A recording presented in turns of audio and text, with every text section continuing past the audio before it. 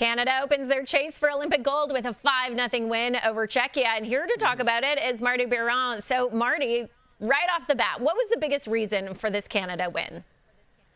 Well, I look at the skill level, right? Team Canada's skill level, when you look at the forwards, is like, and unlike any other teams, like they are so far and above beyond like any teams in the tournament. And so I was always concerned about, okay, what is that going to look on NHL ice? Actually, a little smaller than NHL ice. And a team like Czechia that can defend, and maybe that was their best approach, saying we're not going to give anything to Team Canada. Well, you look at the end of the day, the shots from the slot at even strengths were 24-6. Like, there's not a lot of room in the offensive zone, but the skill level for Team Canada was able to get pucks to the middle, get great scoring chances, make life very difficult for Lukas Dostal, the goaltender for Team Czechia.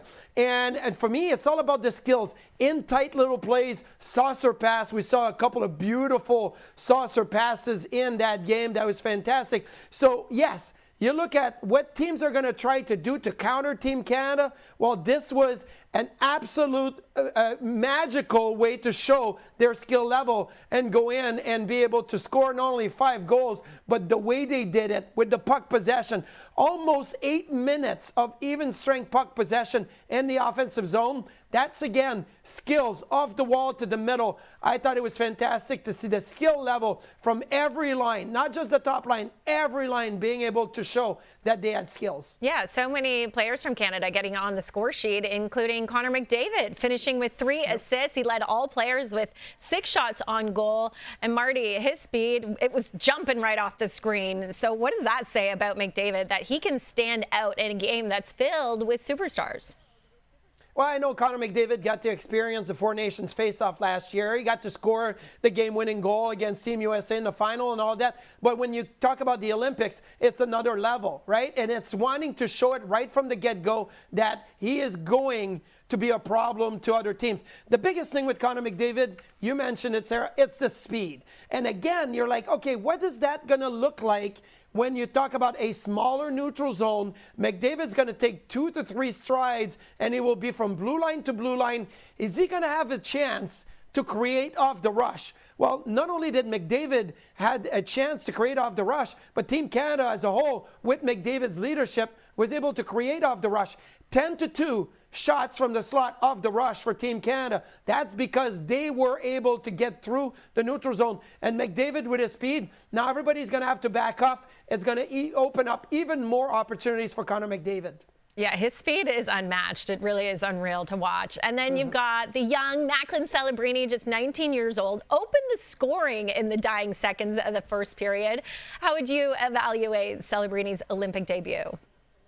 Mature, very mature when you talk about Macklin Celebrini, and he's been able to do it with the San Jose Sharks all season long. You know, one of the favorite maybe for MVP if the Sharks can continue in the second half of the season. But you look at Macklin Celebrini, you know, young players come into this type of competition, maybe naive a little bit. Look, 2010, it was Sidney Crosby's first Olympics. He gets the golden goal. Last year was Connor McDavid, first time playing for Team Canada at the senior level. He gets the winning goal in the Four Nations. And now you look at Macklin Celebrini and you're like, how is he going to be able to handle that? Well, you go to the front of the net and you stay there. You kind of just get yourself established where you need to be to score goals. And obviously the first goal of the tournament for Team Canada was Macklin Celebrini, but it's the way that he did it. Late in the first period, often players are going to look at the clock and say, okay, 0-0 first period, not bad. No, he went to the front of the net and was like, we can still score. Jordan Binnington, he stopped all 26 shots on his way to a shutout. And Marty,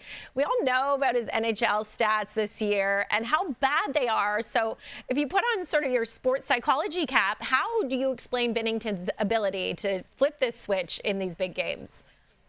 Well, the confidence that Binnington showed playing behind a stacked defense, right? And the way that Canada was controlling the play.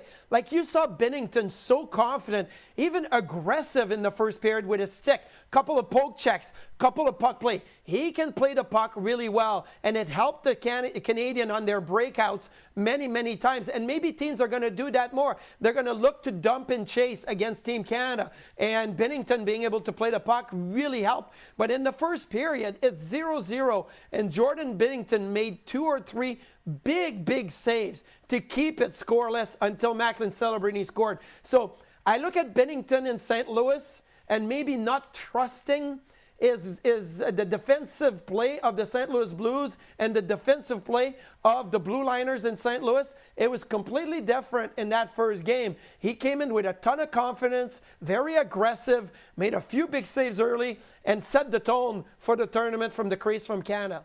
He really did set the tone. So now we got to hit you with the hard question. Do you think Binnington's performance today guarantees that he'll be the guy for Canada once they reach the knockout round?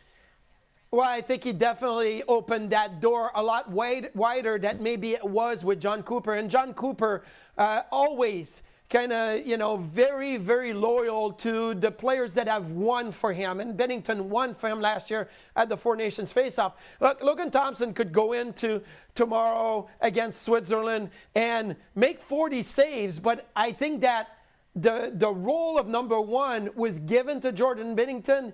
He definitely did not take steps backwards. He actually took steps forward, in my opinion. So, yes, I think that now Team Canada can erase that question mark and move on. Yes, Thompson will probably play because it's back-to-back, but I think that Binnington will be the guy moving forward. Okay, and then a lot of talk about Tom Wilson's place on this team, Marty. How do you think he looked on Connor McDavid's wing today? Well, I think the biggest thing about Tom Wilson is he did not take a penalty, and that was something that was to be kind of studied, right? What is Tom Wilson's game with IIHF at the Olympics is going to look like? I think he was still aggressive. He can skate. And I think that is the biggest thing for Tom Wilson is that people don't appreciate his skating enough. Was there a couple of times where he fell behind McDavid wanting to join the rush? Absolutely. But I think that's also an adjustment. You've had a few practice. You've never played with a player that can skate the way that McDavid can. So I think for Tom Wilson, it was a good first step. For Team Canada, it was a great first step in the tournament. But I still think there's more for Tom Wilson alongside Connor McDavid. Would that have been my choice? No. But John Cooper is one of the best coaches in the league, in the history of the league. I think that when he puts Tom Wilson with McDavid, there's a reason for it. And all 4 lines got to be on the scoreboard, and I think that it helps with the balance having Wilson on the top line with McDavid. Yeah, John Cooper definitely knows what he's doing. And that chemistry, they're still working on that with each line.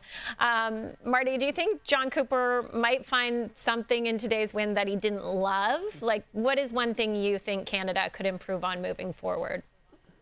I would say the start of their games, like the first period, if it hadn't been for Binnington and a couple of big saves, maybe you're down 1-0 and now all of a sudden you squeeze the sticks. Shots were 11-11 in the first period, so you give up 11 shots to Team Czechia in that first period. Now, in the third period, Czechia only had 4 shots on goal. So I think that if you're John Cooper, you're going to say, great game, everybody, but we have to start the game the same way we finished it. And look, it's normal. You get a little bit of a rhythm going into the game. Maybe there's some nerves, some butterflies. You get rid of them, especially after the Celebrini goal. But you're going to play, some of the top teams on your way to hoping to win a gold medal. You're not going to be able to say that first period wasn't our best. First periods have to be the best for Team Canada. Set the tone. It wasn't. Didn't hurt them there, but I think John Cooper is going to make sure everybody's ready to play right from the get-go tomorrow against Switzerland. Yeah, they will be ready to go. Team Canada right back at it Friday when they face Switzerland.